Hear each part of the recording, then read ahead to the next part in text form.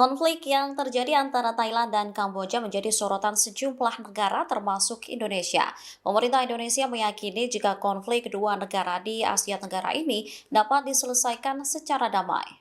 Pemerintah Indonesia melalui Kementerian Luar Negeri turut memberikan respon soal konflik antara Thailand dan Kamboja. Kemenlu menyebut bahwa Indonesia saat ini juga telah mengikuti perkembangan konflik. Baik Thailand maupun Kamboja diyakini bisa menyelesaikan konflik secara damai. Hal ini sejalan dengan prinsip-prinsip yang tercermin dalam Piagam ASEAN dan Traktat Persahabatan dan Kerjasama. Selain itu, pemerintah Indonesia juga memastikan akan terus memantau warga negara Indonesia atau WNI yang sedang berada di dua negara itu. Diketahui militer Thailand dan Kamboja saling meluncurkan serangan pada Kamis 24 Juli 2025. Namun, kedua negara saling tuduh sebagai penyebab pertama pecahnya konflik. Thailand menuturkan Kamboja mengerahkan pesawat nirawak di depan kuil tersebut sebelum mengirim pasukan dengan senjata. Bangkok juga menuduh pasukan Kamboja menembakkan senjata berat ke wilayah sipil di distrik Kap Chong, Provinsi Surin. Akibat serangan ini, Thailand melaporkan sebanyak 12 warganya tewas.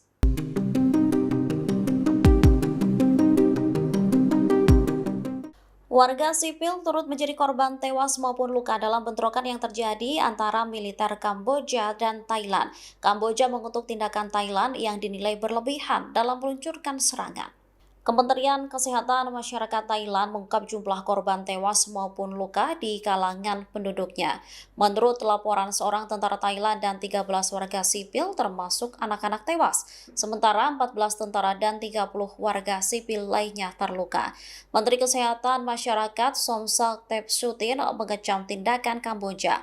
Pasalnya, serangannya dinilai menyasar warga sipil dan sebuah rumah sakit.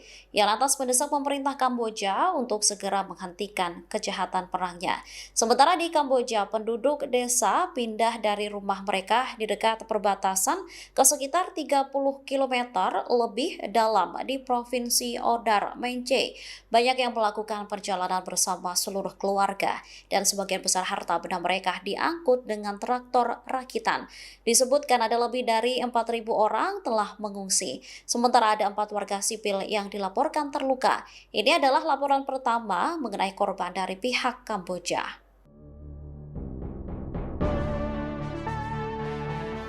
Thailand dan Kamboja saling menyalahkan atas pecahnya konflik yang terjadi pada Kamis 24 Juli 2025. Bangkok menduga Kamboja ini menggunakan senjata buatan Rusia dalam bentrokan ini. Diketahui dua negara Asia Tenggara ini telah lama berselisih soal perbatasan. Meski berselisih, jarang sekali ini melibatkan penggunaan senjata. Pertempuran besar terakhir terkait masalah ini terjadi pada tahun 2011 yang lalu dan menewaskan 20 orang. Namun hubungan memburuk tajam sejak konfrontasi pada bulan Mei yang menewaskan seorang tentara Kamboja. Bentrokan dengan skala besar pun kembali terjadi pada hari Kamis kemarin. Militer Thailand dan Kementerian Pertahanan Kamboja masing-masing menyatakan bahwa pihak lawan mengerahkan drone sebelum menyerang posisi lawan dan melepaskan tembakan. Kedua pihak kemudian menggunakan persenjataan yang lebih berat seperti artileri.